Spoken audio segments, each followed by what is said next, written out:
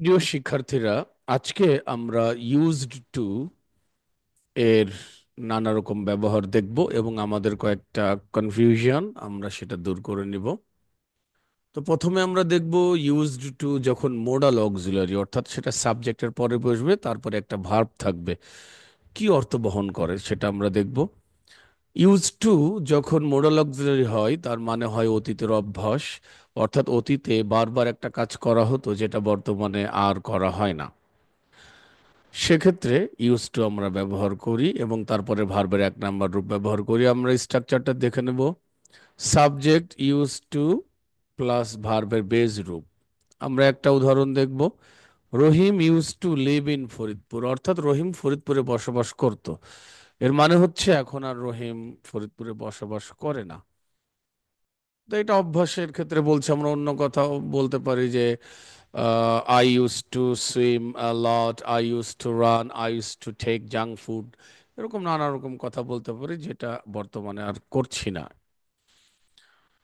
তো আমরা একটা নোট দেখব। ইউজ টু কে যদি আমরা নেগেটিভ করি এবং ইন্টারোগেটিভ করি তাহলে কি করতে হয়। আমরা যখন ইন্টারোগেটিভ করব, ডিডটা আমরা আগে আনবো আর ইউজ টু ডিটা বাদ যাবে। আমরা উদাহরণ দেখি। Did Rahim use to live in Faridpur? Rahim কি ফরিদপুরে বসবাস করতো? প্রশ্ন রেখে গিয়েছি, এই জন্য ডিড দিয়ে শুরু হয়েছে এবং মাঝখানে যে ইউজড ছিল সেটা ডি বাদ গিয়েছে। তো আমরা এবার নেগেটিভ করব। নেগেটিভ শুধু ডিডন্ট আনবো সাবজেক্টের পরে আর ইউজড টু ডিটা বাদ। Rahim didn't use to live in Faridpur, Rahim ফরিদপুরে বসবাস করতো না। আমরা দুই নম্বরে দেখব, ইউজড টু এখন আর মোডাল অক্সিলারি থাকবে না, ইউজ টু হয়ে যাবে অ্যাডজেক্টিভ।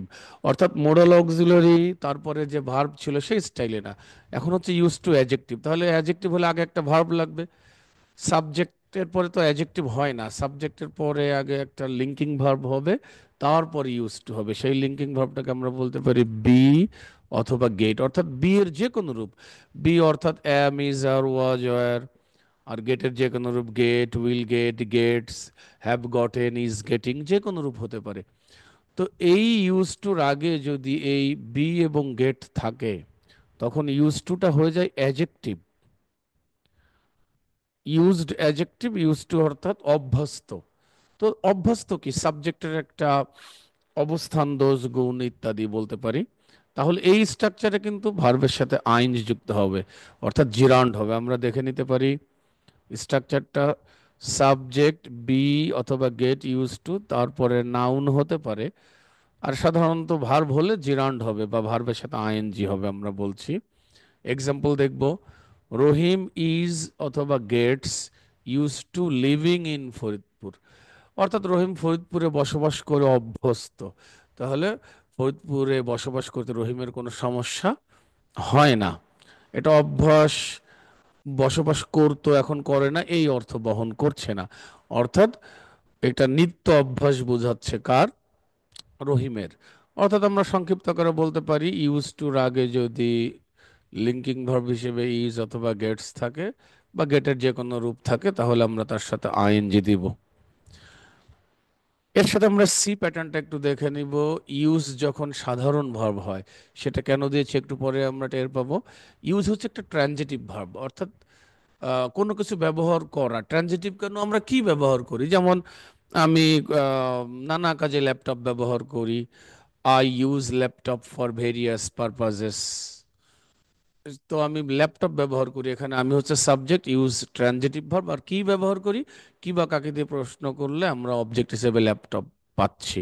তো এইটার আমরা একটা স্ট্রাকচার দেখবো। এটা সাধারণ স্ট্রাকচার, অ্যাক্টিভে ধরতে পারি, প্যাসিভে ধরতে পারি। অ্যাক্টিভে প্রথমে হবে সাবজেক্ট, তারপরে হবে ইউজ, ইউজের পর অবশ্যই অবজেক্ট হবে, তারপর অবজেক্টের পরে আমরা অনেক কিছু লিখতে পারি। তো একটা স্ট্রাকচার দেখিয়েছি, অবজেক্টের পরে টু প্লাস ভি অন, অর্থাৎ ইনফিনিটিভ ফ্রেজ।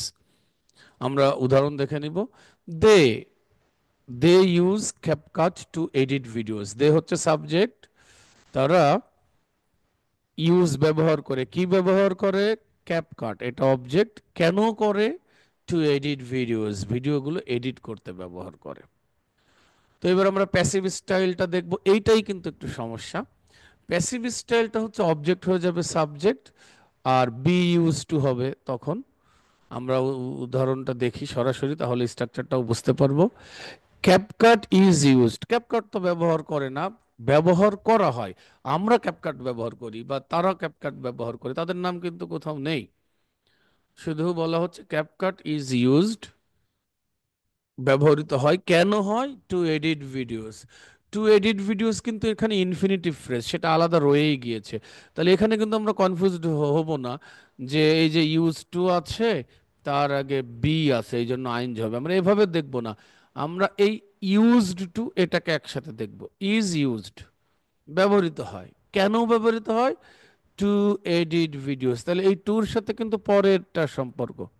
কিন্তু আমরা যদি বলতাম যে আহ, রহিম ইজ ইউজড টু, তখন আমরা আইএনজি দিতাম swimming.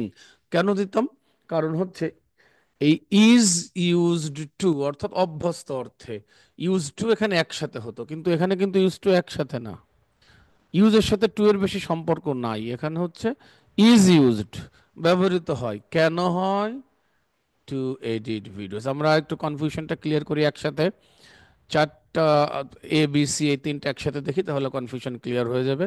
Rahim use to live in Faridpur. আবার রহিম ফরিদপুরে বসবাস করতো। ইউজ টু অভ্যস্ত ছিল, ইউজ টুর আগে কিচ্ছু নাই, এটা মোডাল অক্সিলারি এখানে। এ নাম্বারে এটা ইউজ টুটা মোডাল অক্সিলারি।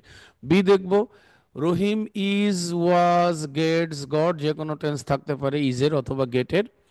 ইউজড টু, এখানে কিন্তু এই ইউজড এর সাথে টু এর সম্পর্ক। এখানে ইউজ টু মানে অভ্যস্ত, বা কোনো কাজে খুব সে সাবলীল হয়ে গেছে, তার কোনো কষ্ট হয় না, কমফোর্টেবল ফিল করে।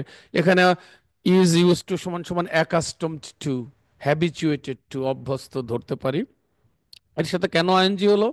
কারণ এই ইউজ টুর আগে আছে এই যে ইজ, গেট ইত্যাদি, এবং ইউজ টু মানে অভ্যস্ত হওয়া বোঝাচ্ছে। এবং আমরা এবার সি দেখব, গ্রামার ইজ ইউজড। এইখানে কিন্তু ইউজ টু একসাথে আমরা বলবো না, আমরা আলাদা বলবো গ্রামার ইজ ইউজড। গ্রামার ব্যবহৃত হয়, এটা প্যাসিভ অর্থে। অর্থাৎ be use to, get use to, এভাবে আমরা অ্যাক্টিভ প্যাসিভের ভিত্তিতে ধরলে আরো ক্লিয়ার হবে। আমরা যদি বাক্যটা প্যাসিভ পাই, গ্রামার তো ব্যবহার করে না, বা বরং আমরা গ্রামার ব্যবহার করি, অর্থাৎ এটা প্যাসিভ, যে এটা ছিল অবজেক্ট, সাবজেক্ট হয়ে গেছে। কে ব্যবহার করে? আমরা ব্যবহার করি। আমাদের নাম একদমই নেই, অথবা বাই, আস, বাই, দেম ইত্যাদি থাকতে পারতো। তাহলে গ্রামার ব্যবহার করা হয়, তাহলে প্যাসিভ অর্থে যদি বি ইউজ টু থাকে, তখন কিন্তু আর আইএনজি হবে না, তখন হবে ভি অন। কারণ এখানে ইজ ইউজড ব্যবহৃত হয়। কেন ব্যবহৃত হয়? To explain. তাহলে পার্থক্য দেখো, টু এক্সপ্লেইন এটা হচ্ছে ইনফিনিটিভ ফ্রেজ, প্যাসিভের ক্ষেত্রে হয়, সরি।